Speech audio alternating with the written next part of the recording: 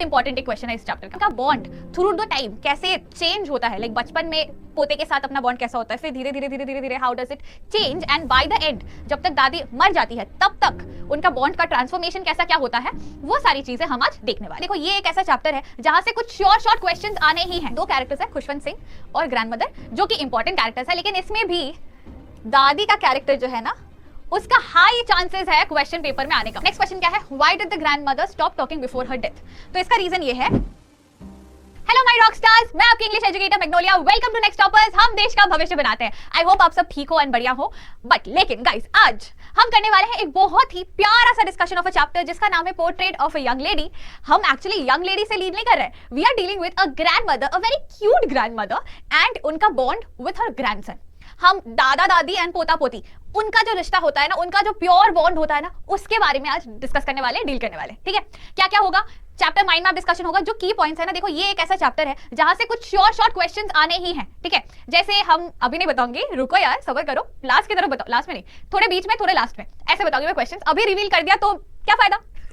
तो important questions कुछ short होते हैं इस चैप्टर से, वो सारे क्वेश्चन डिस्कस करेंगे। नेक्स्ट माइंड मैप के थ्रू की पॉइंट्स ऑफ द चैप्टर देखेंगे, थीम डिस्कस करेंगे and a very very important aspect जो है कैरेक्टर स्केच, वो भी हम देखेंगे। ठीक है, तो आज के चैप्टर में ये सारे डिस्कशंस होने वाली है, तो देर किस बात की, शुरू करें, चलो चलते। तो टू स्टार्ट विथ हमारा जो चैप्टर है, this story is about the author and his grandmother and उनका जो बॉन्ड है। जैसे मैंने बोला, the grandmother was an old woman with a wrinkled face. The author had always seen her like this for the past 20 years.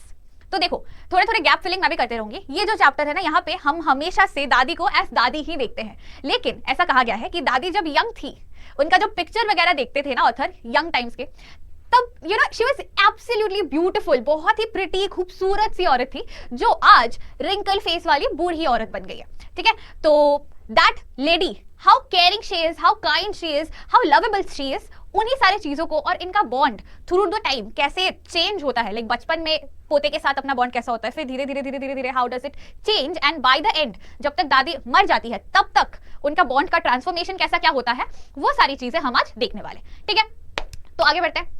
His grandmother used to move around the house in spotless white. अब ये spotless white क्या है, देखो दादी जो है हमेशा एकदम पेंट, मतलब क्या बोलूं मैं, एकदम परफेक्ट व्हाइट कलर का साड़ी हमेशा से प्लिट्स बना के प्रॉपर नीट एंड क्लीन वे में हमेशा ऐसे व्हाइट साड़ी पहनती थी। एंड एक हाथ उनका कमर में, दूसरा हाथ माला जपने में चलता रहता था उनका, प्रेयर्स बोलती रहती थी, माला जपते रहती थी। और हाई मेरी कमर का थोड़ा सा एस्पेक्ट रहता है ना, तो वो कमर में एक हाथ लेके ऐसे ही घूमते रहती थी हमेशा। ठीक है, मोस्ट ऑफ द टाइम ऐसे ही दिखती थी घर पे।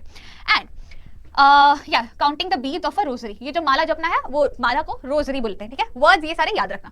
चलो अब आएंगे क्या, ये जो 3 पार्ट है ना, 1 2 3 4, ये भी ये 4 क्या शो करते हैं,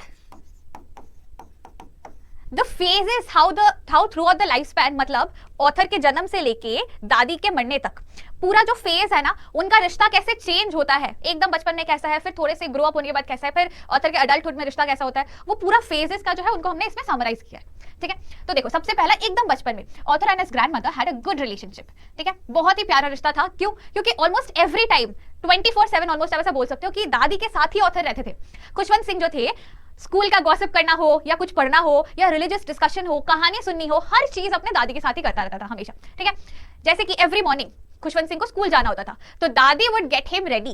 पहले उसको रेडी करो, नहलाना हुआ, फिर खिलाना हुआ, स्कूल यूनिफॉर्म पहना दिया, फिर टिफिन पैक कर दिया, बैग रेडी कर दिया, ऑल थिंग्स डन, स्कूल के लिए रेडी, चलो बेटा निकलते हैं। तो दादी खुशवंत सिंह का हाथ पकड़ के they would walk to school. अब पोते को स्कूल ड्रॉप करने के बाद क्या होता था, पोता चला गया स्कूल, अपना पढ़ाई कर रहा है। अब स्कूल के साथ ही एक मंदिर है, दादी मंदिर में जाके बैठी रहती थी जब तक ऑथर का स्कूलिंग आवर्स खत्म ना हो। अब जब दादी मंदिर में होती थी, एट दैट टाइम वो क्या करती थी या क्या होता था, she would sit and read और listen to the religious scripture, जैसे कि पुराण हो गया या गीता हो गया। पुराणों में क्या क्या आता है, महाभारत, रामायण, या ये सारे बुक्स जो डिस्कशंस के होते हैं, ये सारे बुक्स मंदिर में रीड तो करते हैं ना, ऐसे पाठ पढ़ते हैं, तो या तो वो रीड करती थी या तो वो सुनती थी। एंड मंदिर में एकदम एक रिलीजियस टाइम स्पेंड करना होता था उनका। आफ्टर दैट जब ऑथर का स्कूलिंग आवर्स खत्म हो जाता था, तो वो ऑथर को साथ ही लेके अपने वापस घर आती थी। घर आते वक्त ऑथर और उनके दादी का एक हैबिट था, एक रिचुअल था। क्या था, स्ट्रीट डॉग्स होते हैं, रास्ते के डॉग्स जो भी मिलते थे उनको वो चपाती खिलाते थे। कैसे, दादी एवरीडे घर से चपाती लेकर ही निकलती थी सुबह, ताकि वापस आते वक्त उसी चपाती को तोड़ तोड़ के वो डॉग्स को खिला सके। ठीक है, ये था इनका स्कूल का एंड एवरीडे का एक रूटीन। अब जब घर आए फिर साथ खेले, दादी से कहानियां सुनी, थोड़े रिलीजियस डिस्कशंस किए, स्कूल में क्या क्या पढ़ाया गया वो डिस्कस करते थे। तो ऑल इन ऑल दादी को स्कूल का पढ़ाने का सिस्टम भी पसंद था, सिलेबस भी पसंद था, क्योंकि वहां रिलीजियस डिस्कशंस भी करते थे स्कूल्स पे। विलेज स्कूल्स जो थे वहां रिलीजियस टॉक्स, एक क्लास अलग से बनाया जाता था जहां पे स्क्रिप्चर्स पढ़ाए जाते थे बच्चों को, ठीक है, रिलीजियस स्क्रिप्चर्स।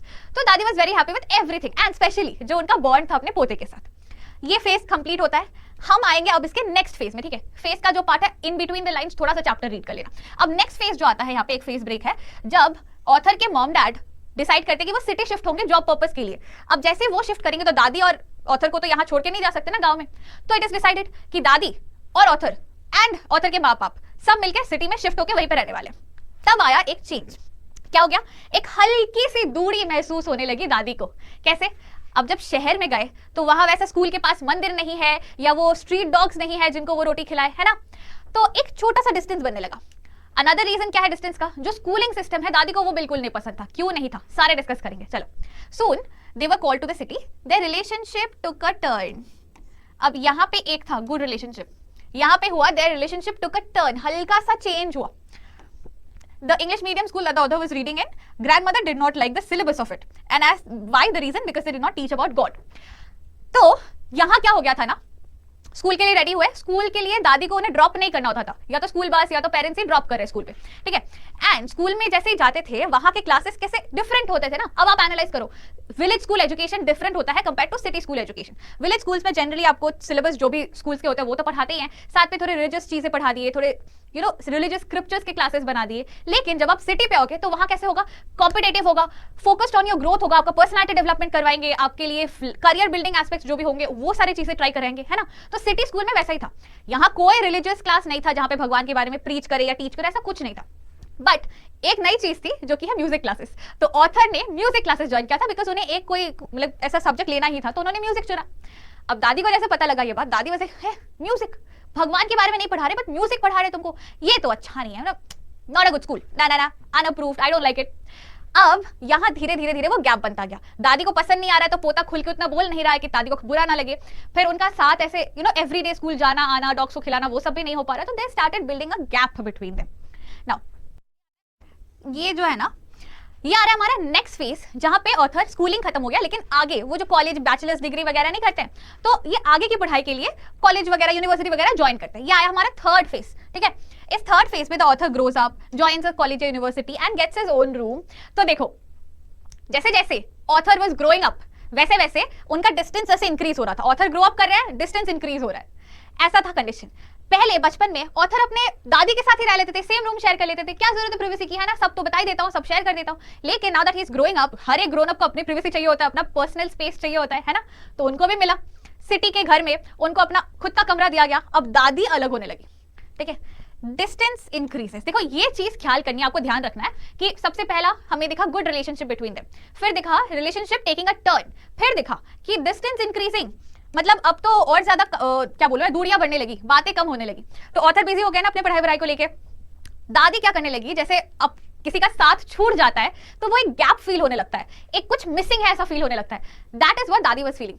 तो दादी लोगों से ना बातचीत करना कम कर दी थी, she stop talking to people, rather most of the time वैसे अपने रोजरी को लेके माला जपती रहती थी और प्रे करती रहती थी गॉड को। एंड स्पिनिंग व्हील नहीं होता चरखा जिसपे वो धागा बनता है, तो वो स्पिनिंग व्हील में दिखती थी कि वो चढ़ के चलाई जा रही है और धागा बना रही है, ठीक है। That is how she would spend her time every day.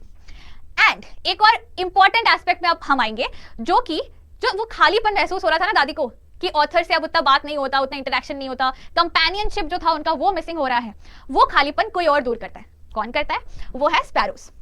तो उनका एक नया आदत बन गया था सिटी में आके। पहले के टाइम में विलेज में वो डॉग्स को खाना खिलाते थे, शहर में आने के बाद डॉग्स को ऐसे खाना खिला नहीं पाते, तो she started developing a habit of feeding the sparrows.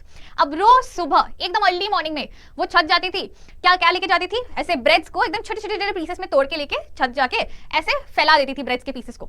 अब स्पैरोज आते थे, खाते रहते थे, और उनको एक आदत हो गया था दादी का। तो every morning sparrows would come and sit and wait for दादी कि वो ऐसे ब्रेड्स देंगे, ये खाएंगे। एंड धीरे धीरे स्पैरोज के साथ दादी का बॉन्ड इतना अच्छा हो गया था कि दादी अगर बैठी भी है ना छत पे, ब्रेड क्रम्स पूरा डाल दिया, बट थोड़े इधर उधर आ गए, वो स्पैरोज आके कोई उनके सिर पे बैठा है, कोई उनके कंधे पे बैठा है, कोई उनके पैर पे बैठा है, सब आके उनसे ऐसा लगता था ना कि स्पैरोज आके उनसे बात कर रहे, इंटरेक्ट कर रहे। तो वो सुबह का टाइम दादी सच में बहुत ज्यादा एंजॉय करती थी सिटी लाइफ में, ठीक है।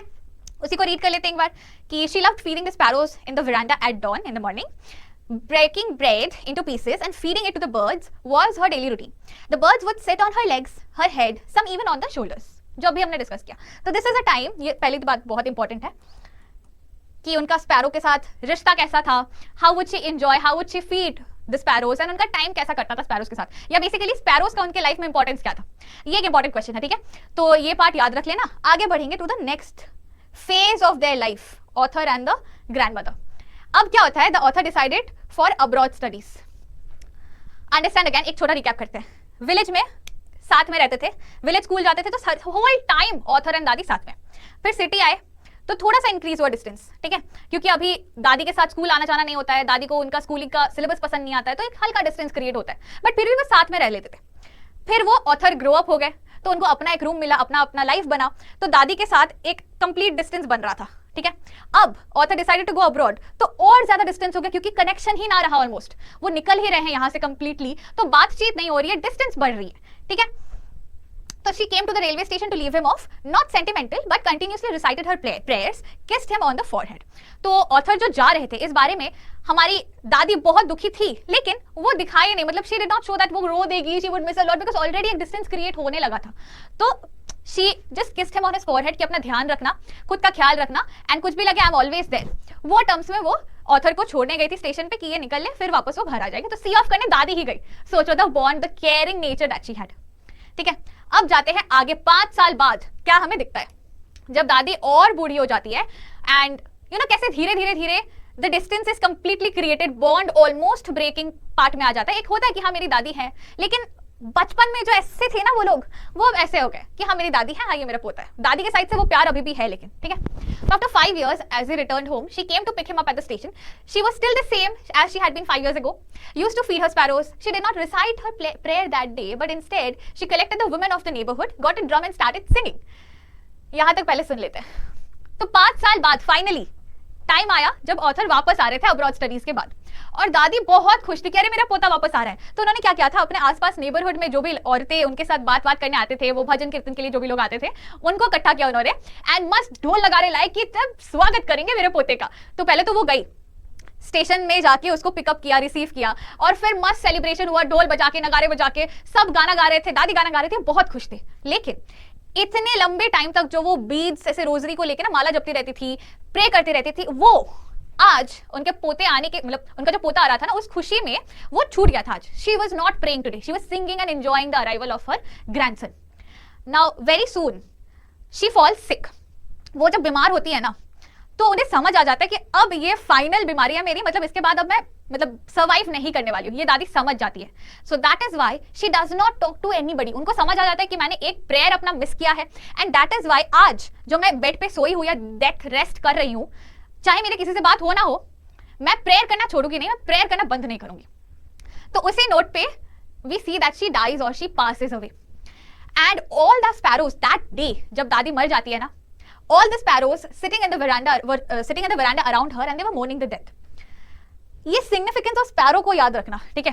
मतलब दादी पासेस अवे, सब बहुत दुखी है, ऑथर दुखी है, ऑथर के माँ बाप दुखी है, लेकिन उतना नहीं जितना ये स्पैरोज दुखी थे, क्योंकि इनका रिश्ता ऐसा हो गया था जो इस समय ऑथर और दादी का रिश्ता था, ये चीज रिप्लेस हो गया था इधर स्पैरोज से. तो दादी के गुजरने की वजह से वो सेम स्पैरो आके छत पे वेट कर रहे थे कि खाना कौन देगा, फिर इधर आके आसपास बैठ गए थे और दादी के, एंड वो समझ आ रहा था कि तो sparrows were very upset about the grandmother passing away, ठीक है. तो ये इंपॉर्टेंट कुछ एस्पेक्ट्स थे. इन बिटवीन द लाइन्स आप चैप्टर को एक बार जरूर रीड कर लेना. एंड जो मैंने बोला यहाँ इंपॉर्टेंट चीजें हैं, मैं एक और बार रिवाइज कर दे रही हूँ. ये फेजेस जो है, पहला एकदम बचपन का, फिर सिटी लाइफ का, फिर जब ही grows up gets his own room, तो वो पार्ट का, फिर जब वो अब्रॉड स्टडी निकलते हैं, तो ये phases that shows the relationship या bond between the author and his grandmother, वो important तो है. नेक्स्ट जो important है ये स्पैरो वाला एस्पेक्ट, कि what was the importance of the sparrows in the grandmother's life, ठीक है. चलो चैप्टर को लेकर डिस्कस कर लिए. अब आएंगे हमारे थीम के डिस्कशन पे. देखो थीम क्वेश्चन मैं हमेशा बोलती हूँ, ये घुमा के आते हैं. इस चैप्टर को लेके 100% थीम का क्वेश्चन मैं नहीं बोलूंगी कि आएगा ही आएगा. कैरेक्टर स्केच का बहुत हाई चांस है, 90+% चांसेस है कि कैरेक्टर स्केच को लेके आएगा क्वेश्चन. बट थीम का क्या है आपको जानना इंपॉर्टेंट है, कि बाई चांस अगर कोई ऐसा क्वेश्चन आया, जैसे जस्टिफाई द टाइटल हो गया या कोई कॉम्पिटेंसी बेस्ड क्वेश्चन हो गया, तो उसके लिए थीम को जानना जरूरी है. ठीक है, क्या क्या थीम्स अपने, bond between grandson and his grandmother and how it changes over time, life जैसे चेंज होते रहता है वैसे बॉन्ड भी कैसे एक इंसान का चेंज हो रहा है। लव एंड सैक्रिफाइस, दादी हाउ मच शी मतलब अपना पूरा प्यार उड़ेल दिया था उन्होंने ऑथर पे, और लेटर ऑन उन्होंने ही सैक्रिफाइस किया कि मुझे समझना चाहिए कि मेरा पोता ही इज ग्रोइंग अप, तो मैं उस पर प्रेशराइज नहीं कर सकती हूँ, मैं उसे जबरदस्ती कुछ करवा नहीं सकती हूँ, है ना। तो love and sacrifice from the grandmother side. Family and nostalgia, ये एक और थीम है कि कैसे ये ऑथर जो थे अपने दादी के मेमोरी में ही उन्होंने ये स्टोरी लिखा है ना, तो वो नॉस्टैल्जिया का पार्ट है और कितना important family and family aspects होते हैं। तो जैसे मैं बोलती हूँ हमेशा मेक श्योर रीजन के साथ आप सपोर्ट कर रहे हो जब भी थीम के आंसर्स लिख रहे हो, एंड रीजंस के साथ अगर चैप्टर्स के कोट्स या फिर चैप्टर का रेफरेंस डाल दो तो बहुत बढ़िया। चलो माय रॉकस्टार्स, आगे बढ़ते हैं कैरेक्टर स्केच पे। दो कैरेक्टर्स है खुशवंत सिंह और ग्रैंडमदर, जो कि इंपॉर्टेंट कैरेक्टर्स है, लेकिन इसमें भी दादी का कैरेक्टर जो है ना उसका हाई चांसेस है क्वेश्चन पेपर में आने का, कि दादी का कैरेक्टर स्केच बताओ या दादी को लेके बात करो या दादी के बारे में कुछ तो बता दो यार हमें, तो क्वेश्चन पेपर में इस चैप्टर से ये बहुत पॉसिबल है। ठीक है, तो दोनों का ही देख लेते हैं, पहले ऑथर का देख लेते हैं। Khushwant Singh is the narrator of the story या writer of the story as well. He is sensitive and observant as a person, तो अपने दादी को लेके ना वो काफी ज्यादा सेंसिटिव थे बचपन से, एंड लेटर ऑन ऑल्सो जब वो वापस आए उन्होंने वही चीजें ऑब्जर्व की कि दादी अभी भी सेम दिखती है एंड कुछ भी अलग नहीं हुआ है, दादी बिल्कुल पहले जैसी है, तो वो ऑब्जर्वेंट भी है काफी बचपन से ही। ठीक है, he was bought up under his grandmother's care, तो ये जो हमारे ऑथर थे इनको दादी ने ही बड़ा किया है। ठीक है, now he has beautifully described the details about his grandmother in the story because he was nostalgic. ये फेस पे GIC लिखा है मैंने, ही वाज नॉस्टैल्जिक, मैं वापस नीचे लिख देती हूँ, अबाउट हिज ग्रैंडमदर। तो इतना ही हमारे character sketch of the author या खुशवंत सिंह। अब आते हैं इंपॉर्टेंट वाले पे जो है ग्रैंडमदर का। So grandmother is an old woman with a wrinkled face, तो इनका ना बहुत कुछ है जो कैरेक्टर स्केच में डालना है, मैंने समराइज करके रखा है यहाँ पे ताकि इन पॉइंट्स के थ्रू आप आंसर लिख सको। जब आंसर लिखोगे मेक श्योर आप उसको थोड़ा इलैबोरेट करो, जैसे she was an old woman with wrinkled face, लेकिन ये पॉइंट भी डाल देना, लेकिन पीपल यूज्ड टू से कि when she was young she used to look very beautiful as seen in her pictures. She was short, fat and slightly bent, बूढ़ी हुई है ना, थोड़ी सी बेंट हो गई है। ठीक है, तो कैरेक्टर स्केच में फिजिकल फीचर्स तो डालने ही है, प्लस कैसे चीजें उन्हें पसंद थी पहनना वो भी डाल देंगे। ठीक है, शी वोर अ व्हाइट ड्रेस और a sari with silver hair hiding her face, सफेद बाल हो गए थे, दादी है वो, प्लस व्हाइट कलर का साड़ी हमेशा पहनती थी एंड हमेशा से ही माला जपती रहती थी। So she is deeply religious, चाहे माला जपना हो, प्रे करना हो या रिलीजियस स्क्रिप्चर्स अपने पोते को पढ़ाना या समझाना हो, वो हर चीज में दादी, we have always seen her to be very religious. Specifically जिस दिन ऑथर वापस आते हैं ना 5 साल बाद, तो उस दिन वो प्रे करना भूल जाती है एंड दैट इज समथिंग जो उन्हें बहुत गिल्टी फील करवाता है। तो वो एक और रीजन है कि how to show she was deeply religious. Next क्या, she is very kind hearted, ये तो 2 इंस्टेंस आराम से लिख सकते हो कि कैसे वो डॉग्स का ख्याल रखती थी उन्हें खिला के, और सिटी में आके स्पैरोज का ध्यान रखती थी स्पैरोज को खिला के। Next, she was very attached and like connected with her grandson, Khushwant Singh से बहुत ज्यादा जुड़ी हुई थी इमोशनली, मेंटली, एंड जब वो सेपरेशन होना स्टार्ट हुआ था ना, तब से ही दादी को धीरे धीरे बहुत दुख होना शुरू हो गया था, बट ओवर द टाइम वो स्पैरोज ने टेक ओवर कर लिया था। ठीक है, तो एक इंपॉर्टेंट चीज प्लीज याद रखना, अगर कैरेक्टर स्केच आया तो 6 मार्कर से ही आएंगे, 4 या 6 मार्कर्स के नीचे नहीं होगा। जब भी आप ये सारी चीजें एक्सप्लेन कर रहे हो, इनके साथ इनको इलैबोरेट कैसे करना है, इनको इलैबोरेट करने के लिए आपको पहले तो चैप्टर रेफरेंस डालने हैं। चैप्टर रेफरेंस मतलब जैसे मैं डिस्कस करते वक्त बोल रही थी ना, काइंड हार्टेड मतलब कैसे वो खिलाते रहते थे लाइक बर्ड्स को, डॉग्स को, वैसे रेफरेंस चैप्टर का देना है एग्जांपल वाइज, एंड इनको थोड़ा इलैबोरेट करके बताओ, डिस्कस करो इन पॉइंट्स को। ठीक है, चलो हो गया डिस्कशन खत्म? नहीं खत्म तो नहीं हुआ, कुछ इंपॉर्टेंट क्वेश्चंस भी तो हम देखते हैं हमेशा, है ना। तो लो देखो इंपॉर्टेंट क्वेश्चंस क्या क्या है। सबसे पहला, draw a pen picture of Khushwant Singh grandmother. ये बहुत इंपॉर्टेंट एक क्वेश्चन है इस चैप्टर का। ठीक है, अभी हमने डिस्कस किया, अलग से इसको टॉक ओवर नहीं करते, हमें पता है क्या क्या पॉइंट्स है, उनको कैसे लिखना है, वो अप्रोच पे भी मैंने आपको बताया। सेकंड क्या है, what is the significance of sparrows in grandmother's life. ये छोटा क्वेश्चन होगा, 3 मार्कर तक या मैक्सिमम 4 मार्कर तक आ सकता है। 4 में जाना नहीं चाहिए क्योंकि इसका आंसर का जो नेचर है ना वो छोटा है, कि स्पैरोज ने टेक ओवर कर लिया था ऑथर का पोजीशन और वो स्पैरोज दादी के कंपेनियंस बन गए थे। ठीक है, मेनली ये 2 पॉइंट्स है, और एग्जांपल दिखा देना तो 3 मार्कर का एक एग्जांपल और 2 मेन पॉइंट्स, इसी से बन जाएगा। नेक्स्ट क्वेश्चन क्या है, why did the grandmother stop talking before her death. तो इसका रीजन ये है कि दादी को बहुत बुरा लगा था कि जिस दिन ऑथर वापस आए उस दिन खुशी में वो प्रे करना भूल गए थे, तो वो गिल्ट के वजह से उन्होंने डिसाइड किया कि जब वो बीमार पड़े, उनको लगा कि मैं प्रे नहीं किया मैंने, तो इसलिए भगवान मुझसे गुस्सा हो गए। ऐसी वाली वो रिलीजियस वाले लोग होते हैं ना, उनका ऐसा फील होता है कि शायद मैंने गलती की, मैं प्रे करना भूल गई इसीलिए मुझे सजा मिल रही है वगैरह। दैट इज द रीजन, वो गिल्ट के वजह से उन्होंने डिसाइड किया कि मैं आज किसी से बात नहीं करूंगी, मैं बस प्रे करूंगी, और प्रे करते करते अगर इफ आई पास अवे तो मैं भगवान का नाम लेते हुए मरी हूं, ये मेरा सौभाग्य होगा। उस वे में वो थॉट प्रोसेस से उन्होंने किसी से बात नहीं किया उससे। सो वो थर्ड क्वेश्चन का आंसर है। Next, compare between village school education and city school education. ये भी बहुत सिंपल है। इसमें क्या करना है, हमने विलेज स्कूल में क्या देखा है वो लिखेंगे कि विलेज स्कूलिंग सिस्टम में कैसे सिलेबस में रिलीजियस एजुकेशन था, कैसे उनका जो सिस्टम था ना, उस स्कूल के साथ एक मंदिर था, that was very likeable by the grandmother. और सिटी स्कूल का क्या लिखेंगे कि यहाँ पे कोई रिलीजियस एजुकेशन ही नहीं था, it was all about competition, growth, तो सिलेबस या पढ़ाई भी उस हिसाब से हो रही थी, and music as an additional subject डाला गया था जो दादी को बिल्कुल नहीं अच्छा लग रहा था, है ना। तो ऐसे कंपेयर कॉन्ट्रास्ट दिखाना है। पांचवा क्वेश्चन जो मैंने लिखा है, जो क्वेश्चन नहीं वो आपका सजेशन है। क्या है वो ये है कि आपको इस चैप्टर से एक्सट्रैक्ट बेस या ज्यादातर चांसेस है कोड बेस क्वेश्चंस भी आ सकते हैं। एक्सट्रैक्ट उतना नहीं, बट कोड बेस मतलब एक क्विक लाइन उठा लिया चैप्टर से, ठीक है, और बोल दिया डिस्कस। तो ऐसे टाइप के क्वेश्चंस को प्लीज थोड़ा सा प्रैक्टिस कर लेना फॉर दिस चैप्टर, ठीक है। मेनली कोड बेस्ड जो क्वेश्चंस होंगे वो ढूंढ के उनको थोड़ा सा प्रैक्टिस कर लेना, ज्यादा डिफिकल्ट नहीं है, देख लेना बस, ठीक है। तो that's it guys, as I say we can we will, तो हम जेन्युइनली फोड़ सकते हैं पेपर में। मेक श्योर आप टिप्स एंड गाइडेंस जरूर फॉलो करो, और जिस हिसाब से हम क्लास में डिस्कस करते हैं उस हिसाब से अपने की पॉइंट्स बना लो, एंड की पॉइंट्स के थ्रू आंसर्स राइटिंग प्रैक्टिस करो, ठीक है। एक और इंपॉर्टेंट चीज, आपके ग्रामर के लेक्चर्स बहुत जल्दी आने वाले हैं, आई नो आप लोग बहुत